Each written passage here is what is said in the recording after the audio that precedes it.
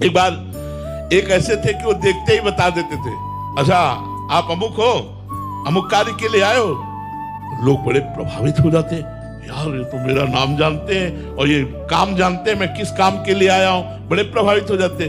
तो भाई जी से हनुमान प्रसाद पोद्दार जी, गीता वाटिका गोरखपुर, उन्होंने सुना तो उन्होंने कहा एक बार हम भी देखते हैं। तो वहां गए तो उनका, आप श्री हनुमान प्रसाद पोद्दार जी हैं,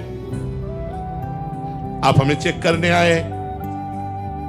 यार बड़ी जोर की सिद्धि है इसके पास, ये मतलब हमारे मन की बात तुरंत।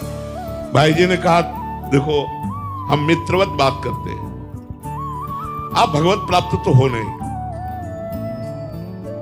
क्योंकि मेरी दृष्टि आपके ऊपर पड़ रही है और वजन तौल रहे हैं, तो आप कुछ नहीं हो साधना में।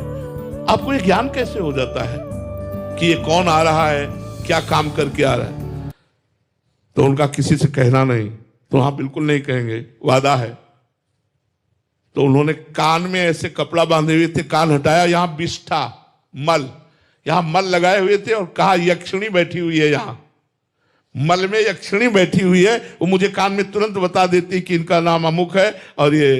तब भाई जी ने कहा छोड़ दो ये, नहीं तो तुम्हारी दुर्गति हो जाएगी, जब तुम मरोगे तो तुम नरक को प्राप्त होगे, क्योंकि तुम यक्षिणी की सेवा कर रहे हो, यक्षिणी को रिझाकर रुपया कमा रहे हो, भगवान का चिंतन भजन नहीं कर रहे हो, तो तुम।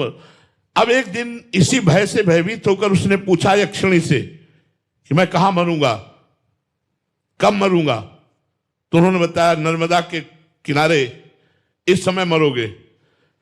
तो उन्होंने जा करके नर्मदा के किनारे मरने की कोशिश की, तो उनको हटा करके पीछे ला करके कहा जिंदगी भर हमसे गुलामी कराता रहा, अब मैं तुमसे गुलामी करवाऊंगी, और उसे मार करके यक्ष बनाया, कल्याण नहीं हुआ।